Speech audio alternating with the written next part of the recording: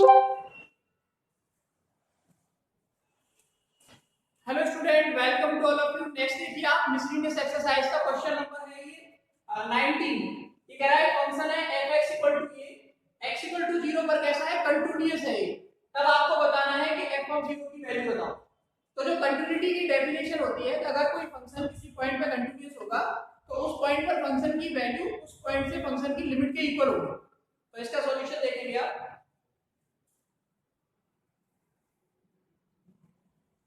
क्या लिखेंगे? According to question, क्योंकि x इक्वल टू 0 पर फलन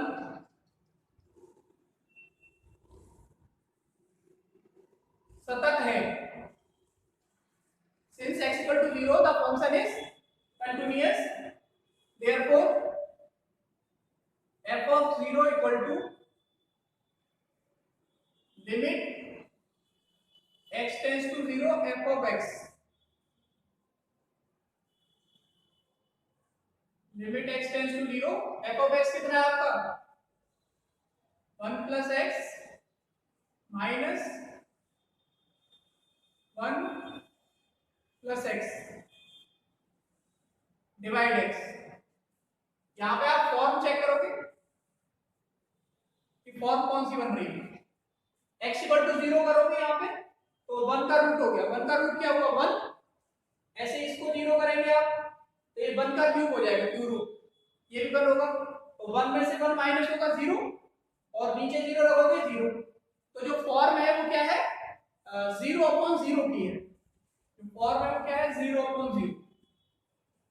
अगर 0/0 की फॉर्म बने या इनफाइनाइट अपॉन इनफाइनाइट की फॉर्म बने तो आप क्या लगाते हैं? L hospital rule. ये लिखेंगे भाई एल हॉस्पिटल रूल।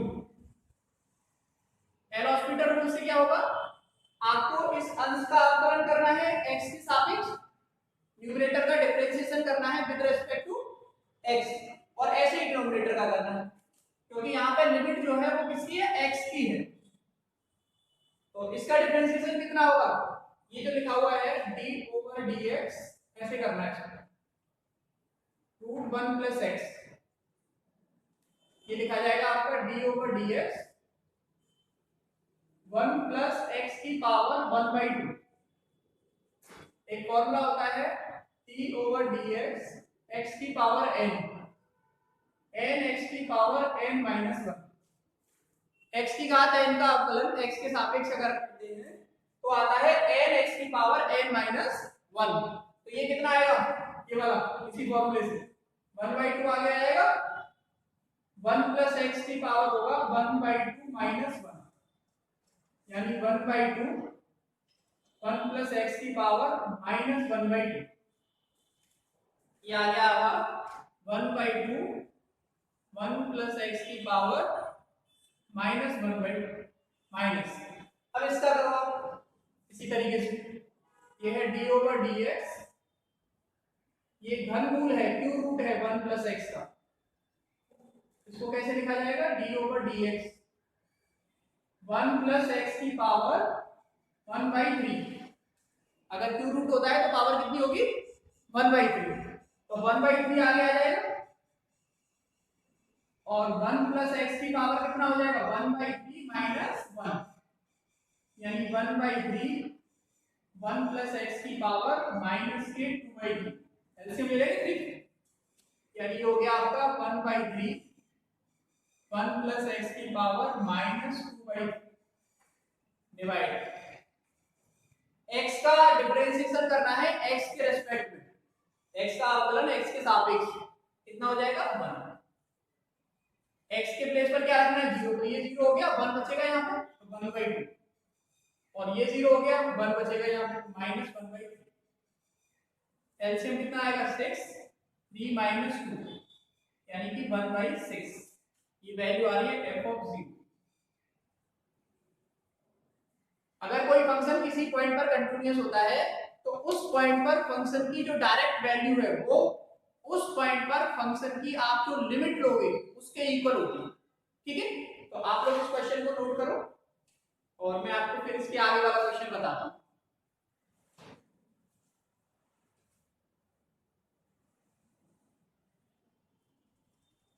नेक्स्ट आप लोग देखो, क्वेश्चन नंबर है 20। एक फंक्शन दिया हुआ है, ये कह रहा है x इक्वल टू 0 पर आप इसकी कंटिन्यूटी चेक करो। आपको ये देखना है कि x इक्वल टू 0 पर कंटिन्यूअस है या नहीं है। तो x इक्वल टू 0 पर कंटिन्यूटी के लिए आपको क्या करना पड़ेगा, पहले x इक्वल टू 0 पर लेफ्ट हैंड लिमिट निकालनी, फिर आपको x इक्वल टू 0 पर राइट हैंड लिमिट निकालनी, फिर वो दोनों लिमिट बराबर होनी चाहिए और x इक्वल टू 0 पर जो फंक्शन की वैल्यू है उसके इक्वल होनी चाहिए। तो इसका सॉल्यूशन लिखेंगे आप, x इक्वल टू 0 पर left hand limit, left hand limit का फॉर्मूला आएगा limit h tends to 0 f of 0 minus h।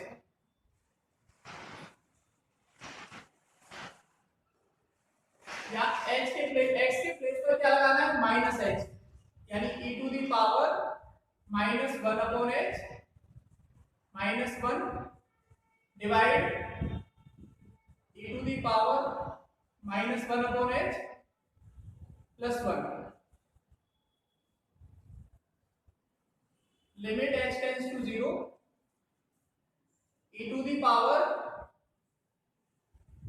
ये जो माइनस 1 अपॉन h है इसको ऐसे लिखा जा सकता है 1 upon e to the power 1 upon h minus 1।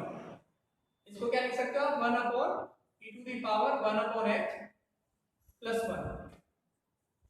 या h टेंड्स टू 0 करोगे आप, लिमिट h टेंड्स टू 0 पर 1 upon e to the power 1 upon h। तो देखो 1 अपॉन h यानी 1 upon 0 infinite, e to the power infinite, और e to the power infinite की value क्या होती है, e to the power infinite equal to होता है इनफाइनाइट। तो ये 1 अपॉन इनफाइनाइट बनेगा और 1 अपॉन इनफाइनाइट क्या हो गया, 0, यानी ये 0 हो गया, ये आपका हो गया 0 माइनस 1, और यहाँ पर ये 0 हो गया 0 प्लस 1, 1 से 1 डिवाइड होगा माइनस 1। यहाँ लिखेंगे आप देयरफॉर, इसलिए left hand limit, left hand limit कितनी आएगी बोलो, माइनस 1, माइनस 1 आएगा e to the power 1 upon, इसको 1 अपॉन करके लिख दिया माइनस 1। अब ऐसे ही आपको क्या करना है, आपको x इक्वल टू 0 पर, एट x इक्वल टू 0 अब हमें कैलकुलेट करनी है राइट हैंड लिमिट। तो राइट हैंड लिमिट का फॉर्मूला लिखेंगे,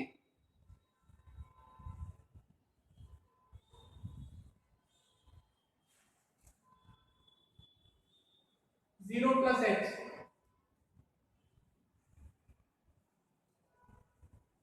इस x के प्लेस पर क्या पुट करना है, x के प्लेस पर पुट करना है h, ये क्या आएगा e to the power 1 upon h minus 1 divide e to the power 1 upon h plus 1। h tends to 0, e to the power 1 upon h common ले लो ऊपर से, अंश में से कॉमन लेंगे तो क्या होगा 1 minus 1 upon e to the power 1 upon h। ऐसे ही नीचे से क्या कॉमन लोगे आप, e to the power 1 upon h,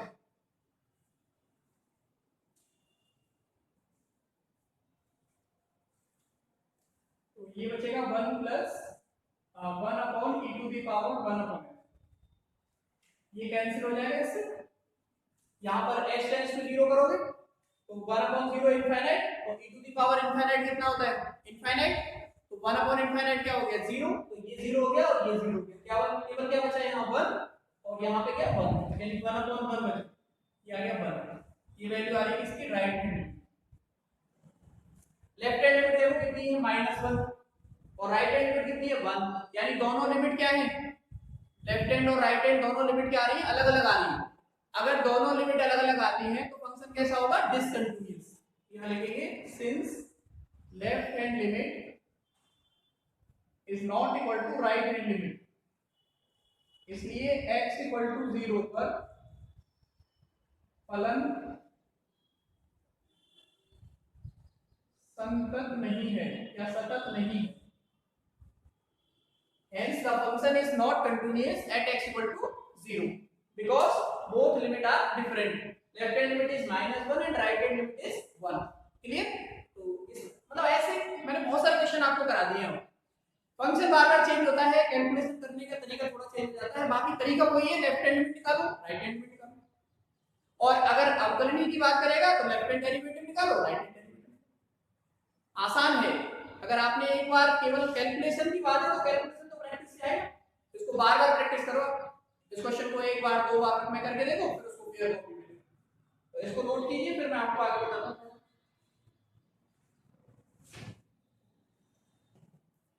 next question है क्वेश्चन नंबर 22। 21 आपको खुद करना है।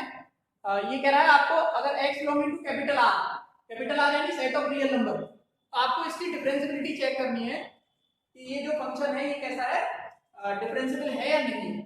और अगर डिफरेंशिएबल है तो f डैश 0 निकालना है।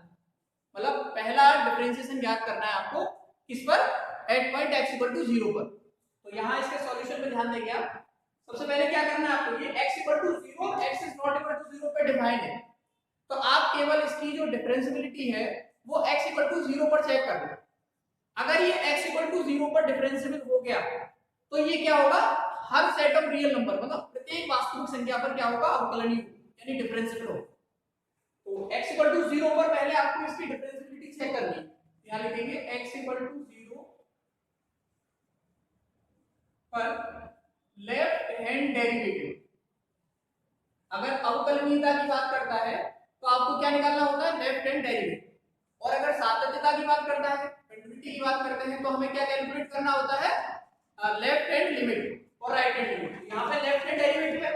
अच्छा, लेफ्ट हैंड डेरिवेटिव का फॉर्मूला क्या होगा, limit x tends to 0 f of 0 minus h minus f of 0 divide minus x। Limit x tends to 0 0 minus h, यानी आपको इस x के प्लेस पर क्या लगाना है, माइनस h। ये हो जाएगा minus h square into sign minus h divide minus h। और x इक्वल टू 0 पर क्या है, 0, तो f ऑफ 0 की वैल्यू क्या हो जाएगी, 0 minus 0। Limit h tends to 0, एक h यहां से कैंसिल हो जाएगा, h बचेगा, ये माइनस का बचेगा, ये प्लस हो जाएगा और ये माइनस आएगा, प्लस हो गया। साइन h कैसे हुआ, ये sine minus theta is equal to होता है sine theta minus sine theta. Minus बाहर आता है एंगल से, तो ऐसे एक माइनस यहां से आ जाएगा बाहर और एक नीचे माइनस है, तो दोनों से कैंसिल हो गया। और ये माइनस h का स्क्वायर है, तो माइनस h का जब स्क्वायर करोगे आप तो h स्क्वायर हो जाएगा और एक h कैंसिल हो जाएगा, तो h इनटू sin। h को 0 करेंगे, sin 0 की 0 होता है और 0 इनटू 0 आ गया। ये हो गया left hand derivative. Left hand derivative x equal to 0 पर क्या आ रहा है, 0 आ रहा है। इसी तरीके से आपको नाउ x इक्वल टू 0 पर हमें निकालना है right hand derivative. Right hand derivative का फॉर्मूला लिखोगे आप यहाँ पे, h tends to 0 f of 0 plus h minus f of 0 divide h। 0 plus h यानी आपको यहाँ x के प्लेस पे क्या लिखना है, h लिखना है। लिमिट h टेंड्स टू 0, ये हो जाएगा h square sin h divide h। ये h कैंसिल होगा यानी ये क्या आएगा, 0। Therefore right hand derivative 0 आ गया। Since left hand derivative equal है किसके, राइट हैंड डेरिवेटिव, किस पर, x इक्वल टू 0 पर। तो x इक्वल टू 0 पर फंक्शन कैसा हो गया, डिफरेंशिएबल। अतः x इक्वल टू 0 पर फलन अवकलनीय है, डिफरेंशिएबल है। अगर x इक्वल टू 0 पर डिफरेंशिएबल है और ये ट्रिग्नोमेट्रिक फंक्शन है, अलजेब्रिक, दोनों का मल्टीप्लिकेशन है, तो ये और भी कोई पॉइंट होगा x के अलावा, कोई भी रियल नंबर हो गया, उस पर दोनों डेरिवेटिव हमेशा क्या आएंगे, समान आएंगे।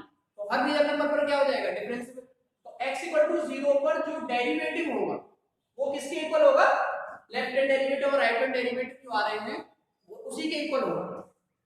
Therefore f dash 0 equal to क्या आ जाएगा, डेरिवेटिव अलग नहीं आएगा। x इक्वल टू 0 पर जो लेफ्ट हैंड डेरिवेटिव आ रहा है और जो राइट हैंड डेरिवेटिव आ रहा है वही आपका किसके इक्वल होगा, f डैश 0। f डैश 0 मतलब एक बार फंक्शन का डिफरेंशिएशन किया है आपने और फिर उसमें x के प्लेस पर क्या पुट किया है, 0, और रिजल्ट क्या आ रहा है, 0, क्योंकि लेफ्ट हैंड डेरिवेटिव और राइट हैंड डेरिवेटिव दोनों ही क्या है, समान है। और ये जो फंक्शन है ये x इक्वल टू 0 पर अवकलनीय है और प्रत्येक वास्तविक संख्या पर भी अवकलनीय होगा, क्योंकि एक पॉइंट x इक्वल टू 0 ही था जो क्रिटिकल पॉइंट था जिस पर फंक्शन डिफाइन कर रहे हैं, उस पर डिफरेंशिएबल हो गया।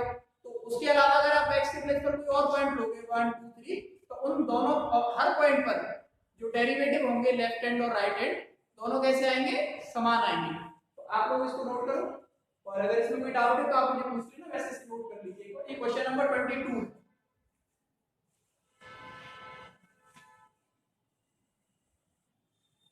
एक और क्वेश्चन देखो आप, क्वेश्चन नंबर है 23।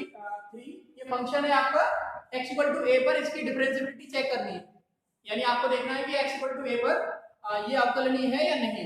सेम क्वेश्चन है, केवल फंक्शन चेंज हुआ है, तो उसकी वजह से आपको लेफ्ट हैंड डेरिवेटिव और राइट हैंड डेरिवेटिव की कैलकुलेशन करनी है।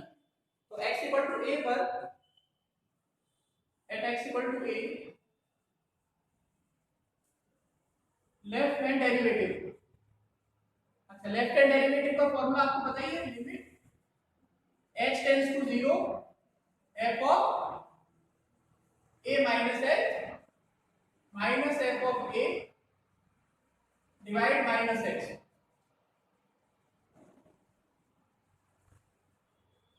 यहाँ पर इस x के प्लेस पर क्या पुट करना है, a माइनस h, ये हो जाएगा a minus h minus a का whole square into sine 1 upon a minus h minus a। इस x के प्लेस पर आपको क्या रखना है, a minus h। x equal to a पर फंक्शन की वैल्यू क्या है, 0, तो ये 0 हो जाएगा माइनस 0 डिवाइड माइनस h, ये इससे कैंसिल हो गया और ये इससे।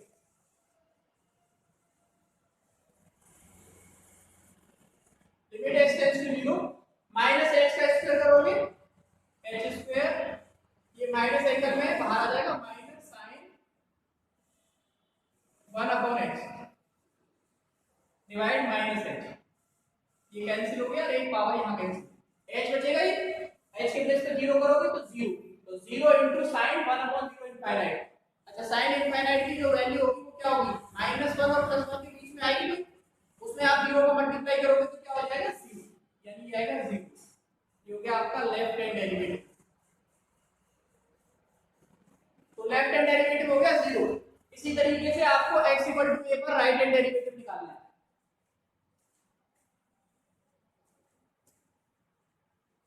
Eight x equal to a right hand derivative, right hand derivative का फॉर्मूला है limit h tends to 0 f of a plus h minus f of a divide h। a plus h आपको यहाँ x के place पर क्या करना है, a plus h, a plus h minus a whole square sine 1 upon a plus h minus a, और x equal to a पर f of a की वैल्यू क्या है, 0, तो ये 0 हो जाएगा डिवाइड में क्या आएगा h, ये इससे कैंसिल हो गया, लिमिट x टेंड्स टू 0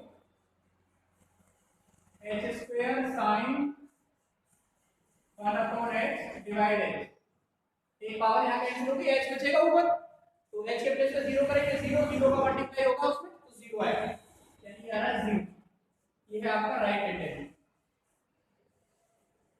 अब देखो आप लेफ्ट हैंड डेरिवेटिव क्या है आपका 0 है और राइट हैंड डेरिवेटिव क्या है 0, यानी दोनों डेरिवेटिव क्या आ रहे हैं, समान आ रहे हैं।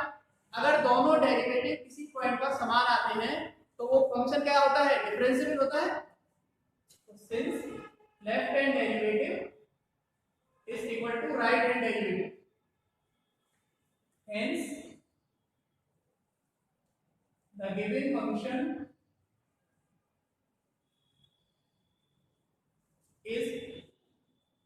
Differentiable at x equal to a,